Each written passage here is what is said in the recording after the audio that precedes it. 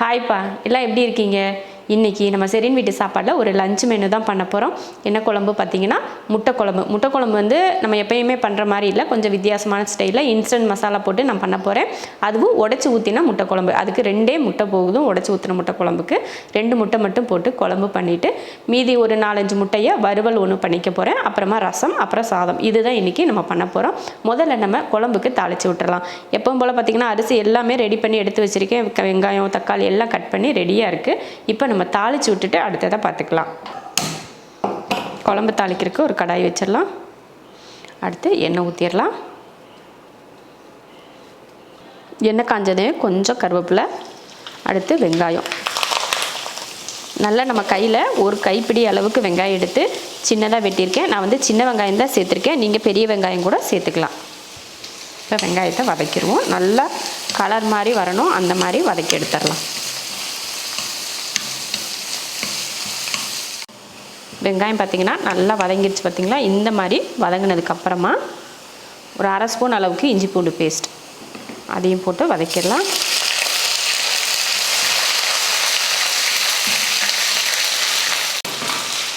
அடுத்து ஒரு தக்காளி, 2 உருளைக்கிழங்கு, உப்பு, இதை வதக்கிடுவோம். தக்காளி வந்து அதிகமாக சேர்த்துக்கக்கூடாது. இந்த மாதிரி நான்வெஜ் குழம்பெல்லாம் பண்ணுறோம் பார்த்திங்களா, அந்த மாதிரிலாம் இருக்கப்போ அதிகமாக தக்காளி சேர்க்கக்கூடாது. அதே போல் நான் முட்டை குழம்பு அப்படிங்கிறதுனால தான் நம்ம மட்டன் குழம்பு எந்த மாதிரி செய்வோமோ அதே போல் தான் இன்றைக்கி நம்ம முட்டை குழம்பு செய்ய போகிறோம். அதனால தான் நான் உருளைக்கிழங்கு கொஞ்சம் வெட்டி போட்டு செஞ்சால் ரொம்ப நல்லாயிருக்கும் அப்படின்னு உருளைக்கிழங்கு வெட்டியிருக்கேன். இப்போ தக்காளி உருளைக்கிழங்கெல்லாம் நல்லா வதங்கி வரட்டும். அதுக்கப்புறமா நம்ம மசாலா சேர்த்துக்கலாம். நல்லா வதங்கிடுச்சு. இப்போ நம்ம மட்டன் மசாலா சேர்த்துக்கலாம். 50 கிராம் மட்டன் மசாலா சேர்த்துட்டு இதையும் எண்ணெயில் கலந்து விட்டுருவோம். மசாலா பொடி போட்டு நல்லா அந்த எண்ணெயில் கலந்து விட்டதுக்கப்புறமா நம்ம தண்ணி சேர்த்துடலாம். நம்ம குழம்பு எந்த அளவுக்கு வேணும் அப்படின்னு பார்த்துட்டு நீங்கள் தண்ணி சேர்த்துக்கணும். ஆனால் இந்த குழம்பு வந்து கொஞ்சம் நல்லா கெட்டியாக இருந்தால் தான் டேஸ்ட் வந்து நல்லாயிருக்கும். அதனால் தண்ணியை வந்து பார்த்துட்டு நம்ம ஊற்றிக்கலாம். இப்போ கொஞ்சம் உப்பு, நம்ம இந்த காய் வதங்குறப்போ கொஞ்சமாக தானே உப்பு சேர்த்தோம். இப்போ சரியான அளவுக்கு கொஞ்சம் உப்பு சேர்த்துட்டு மூடி வச்சிடலாம். நான் வந்து மட்டன் மசாலா சேர்த்துருக்கேன். நீங்களும் மட்டன் மசாலா நீங்கள் உங்கள் வீட்டில் மட்டன் செய்கிறதுக்கு என்ன பிராண்டில் வாங்குவீங்களோ அந்த மட்டன் மசாலா வச்சு நீங்கள் இந்த மாதிரி மெத்தடில் செய்யலாம்.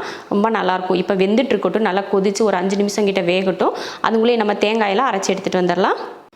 நம்ம கையில் நல்லா இந்த மாதிரி எடுத்தால் ஒரு கை அளவுக்கு தேங்காய் துருவல் நல்லா தண்ணி ஊற்றி பேஸ்ட்டு போல் அரைச்சிக்கலாம்.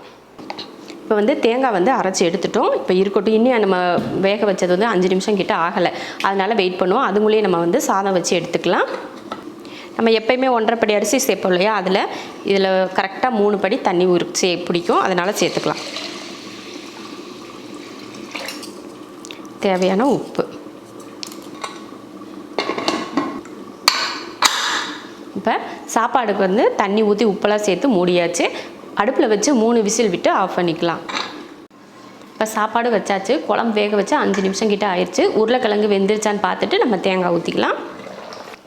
உருளைக்கிழங்கும் நல்லா வெந்துருச்சு. இப்போ நம்ம அரைச்ச தேங்காயை இதில் சேர்த்துடலாம்.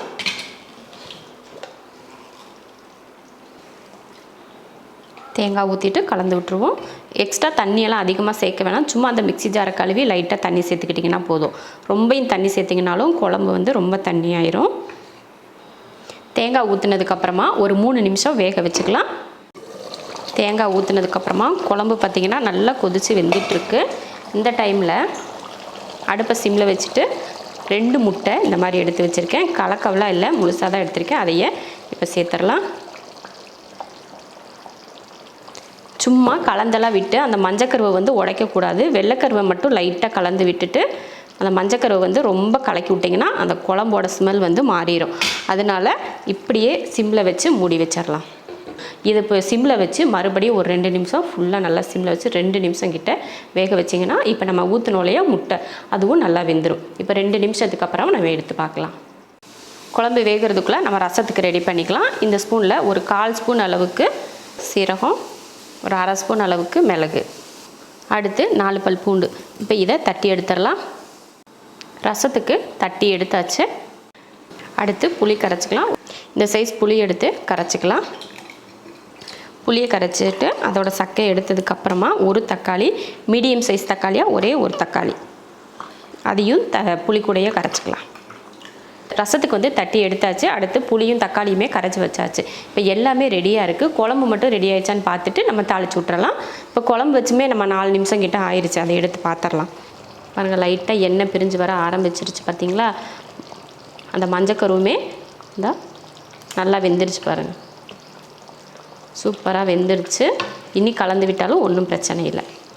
அவ்வளோதான், முட்டை குழம்பு சூப்பராக ரெடி ஆயிடுச்சு. நம்ம முட்டை குழம்பு வைக்கணும்னு ஆசைப்படுவோம். நிறைய முட்டை போட்டு தான் முட்டை குழம்பு செய்யணும்னு நினைப்போம் இல்லையா? ஆனால் 2 முட்டை இருந்தாலே சூப்பரான ஒரு முட்டை குழம்பு செய்யலாம்.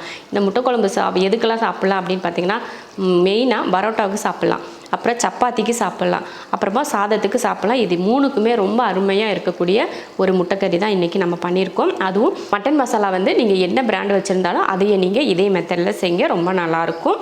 இப்போ நம்ம குழம்பை இறக்கி வச்சுட்டு ரசத்தை வந்து தாளித்து விட்றலாம். இதுக்கு மேலே எதுவுமே நம்ம இதில் போடவும் தேவையில்லை, தாளிக்கவும் வேண்டாம். அவ்வளோதான், ரெடி. இப்போ இறக்கி வச்சுருவோம். இப்போ ரசம் தாளிக்கிறதுக்கு ஒரு பாத்திரம் வச்சுட்டு எண்ணெய் ஊற்றிக்கலாம். எண்ணெய் காஞ்சதுமே கொஞ்சம் கடுகு உளுந்து, 2 வரமிளகாய், கருவேப்பிலை, மஞ்சள் தூள், பெருங்காயத்தூள், அடுத்து நம்ம ரசத்துக்கு தட்டினோம் இல்லையா, அதையும் சேர்த்துடலாம். சேர்த்துட்டு இதை வதக்கிடுவோம்.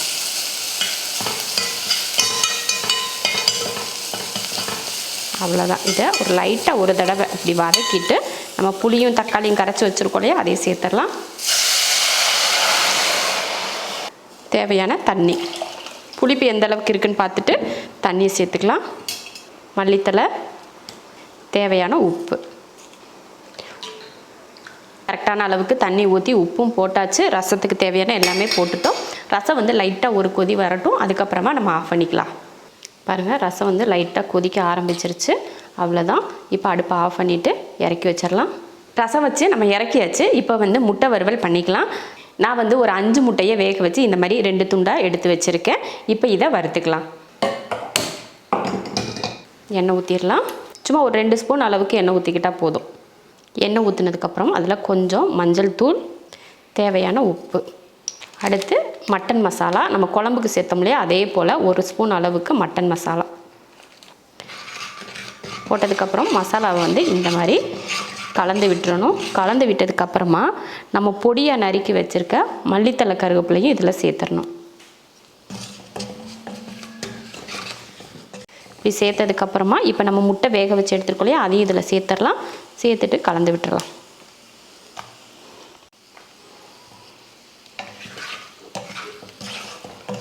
இந்த மாதிரி நம்ம முட்டையெல்லாம் போட்டதுக்கப்புறமா அதில் ஒரு 2 நிமிஷத்துக்கு மட்டும் நல்லா கலந்து விட்டிங்கன்னா உங்களுக்கு அந்த டேஸ்ட் வந்து நல்லா இறங்கும். நம்ம மட்டன் மசாலா, அந்த உப்பு, காரம், அப்புறமா மல்லித்தலை கருவேப்பிலையெல்லாம் போட்டிருக்கோம் பார்த்தீங்களா, அதெல்லாம் சேர்த்து நம்ம இந்த மாதிரி வறுத்து எடுக்கிறப்போ ரொம்ப அருமையாக இருக்கும் டேஸ்ட்டு. நீங்கள் நினைப்பீங்க, ஏன் இதை முட்டை குழம்புலையே போட்டிருக்கலாம்லே அப்படின்னு நினைப்பீங்க. நமக்கு ஒரு டேஸ்ட் வந்து நல்லாயிருக்கு அப்படின்னு தெரிஞ்சால் நம்ம அதே தானே செய்வோம். அதனால தான் ஒரு டேஸ்ட்டுக்காக தான் நான் இப்படி பண்ணுறேன். ஒரு சிலருக்கு குழம்புல போடுற முட்டை பிடிக்காது. அந்த மாதிரி இருக்கவங்களுக்கு இந்த மாதிரி நீங்கள் சூப்பராக செஞ்சு கொடுத்தீங்கன்னா அந்த குழம்பை தனியாக சாப்பிட்டுட்டு முட்டையை தனியாக சாப்பிட்றதுக்கு நம்மளுக்குமே நல்லாயிருக்கும். பிடிக்காதவங்களும் இதை சாப்பிடுவாங்க. அதுக்காக தான் சூப்பராக இந்த மாதிரி 2 நிமிஷத்துக்கிட்ட நான் வறுத்துட்டேன். பாருங்கள், இவ்வளோ சூப்பராக வறுத்துருக்கேன் பாருங்கள். ரொம்ப நல்லாயிருக்கும் இந்த மாதிரி வறுக்கிறப்போ. உப்பு, காரம், மட்டன் மசாலாவோட டேஸ்ட்டு இதெல்லாம் சேர்த்து இருக்கிறப்போ ரொம்ப நல்லாயிருக்கும். அவ்வளோதான். இப்போ அடுப்பை ஆஃப் பண்ணிடலாம். இப்போ வந்து நான் அடுப்பை வந்து ஆஃப் பண்ணிவிட்டேன். சட்டுன்னு 2 நிமிஷத்தில் நம்ம பண்ணி முடிச்சிட்டோம் பார்த்தீங்களா. உங்கள் வீட்டில் நீங்கள் ஏதாவது ஒரு குழம்பு செய்கிறீங்க, அதுக்கு சைடிஷாக எதுவுமே இல்லை அப்படின்னு நினைக்கிறப்போ 2 நிமிஷம் முட்டை வேக வச்சிட்டிங்கன்னா அடுத்த வறுவல் வந்து 2 நிமிஷம். அந்த முட்டை வேகிற டைம் மட்டும்தான் உங்களுக்கு, மற்றபடி வறுக்கிறதுலாம் அவ்வளோ நேரமே இல்லை, சீக்கிரமாக முடிஞ்சிடும். இது எல்லா விதமான சாப்பாட்டுக்குமே சைடிஷாக வச்சுக்கிறதுக்கு ரொம்ப நல்லாயிருக்கும். இப்போ வந்து எல்லாமே நம்ம ரெடி பண்ணிட்டோம். சாப்பாடும் ரெடி, குழம்பு ரெடி, ரசமும் ரெடி, முட்டை வறுவலும் ரெடி ஆயிடுச்சு. இப்போ நம்ம பரிமாறிக்கலாம். உடச்சி ஊற்றின முட்டை குழம்பு, முட்டை வறுவல், ரசம், சாதம், சூப்பரான ஒரு லன்ச் மெனு ரெடி பண்ணிட்டோம். நம்ம செரின் வீட்டு சாப்பாடில் பார்த்திங்கன்னா நிறைய விதமான முட்டை குழம்பு போட்டிருக்கோம், முட்டை வறுவல் போட்டிருக்கோம். ஒவ்வொன்றும் ஒவ்வொரு விதமான ருசியில் இருக்கும். நீங்கள் வந்து கண்டிப்பாக ட்ரை பண்ணி பாருங்கள். ஒவ்வொன்றும் ஒவ்வொரு டேஸ்ட்டில் இருக்கும். இன்றைக்கி நம்ம பண்ணியிருக்க முட்டை குழம்பும் பார்த்திங்கன்னா 2 முட்டை போட்டு நீங்கள் 2க்கு பதில் 1 முட்டை கூட நீங்கள் போட்டு செய்யலாம். ரொம்ப அருமையாக இருக்கும். இன்ஸ்டன்ட் மட்டன் மசாலா போட்டு நீங்களும் செஞ்சு பாருங்கள். கண்டிப்பாக ரொம்ப நல்லாயிருக்கும். எல்லாருக்குமே ரொம்ப பிடிக்கும். நீங்கள் ஒரு சப்பாத்தியே நைட்டு டின்னருக்கு செய்கிறீங்க அப்படின்னு இருந்துச்சுன்னா இந்த மாதிரி குழம்பு செஞ்சுட்டு நீங்கள் டின்னருக்கு சப்பாத்தி பண்ணிங்கனாலும் அவ்வளோ அருமையாக இருக்கும். இல்லை பரோட்டா பண்ணுறீங்களா, இந்த மாதிரி குழம்பு வச்சுக்கோங்க, ரொம்ப நல்லாயிருக்கும். சாதத்துக்கு வைக்கிறீங்களா, இதுவும் நல்லாயிருக்கும். எல்லாத்துக்குமே பொருத்தமாக இருக்கக்கூடிய முட்டைக்கறி இது. ரொம்ப அருமையாக இருக்கும். செஞ்சு பார்த்துட்டு எப்படி இருக்குன்னு சொல்லிட்டு கமெண்ட்டில் சொல்லுங்கள். பிடிச்சிருந்தா லைக் பண்ணிவிட்டு ஷேர் பண்ணிவிட்டு நம்ம செரின் வீட்டு சாப்பாடு சேனலை சப்ஸ்கிரைப் பண்ணி பக்கத்தில் இருக்க பெல் ஐக்கானை கிளிக் பண்ணி வச்சுக்கோங்க. இப்போ சாப்பிட போகலாம்.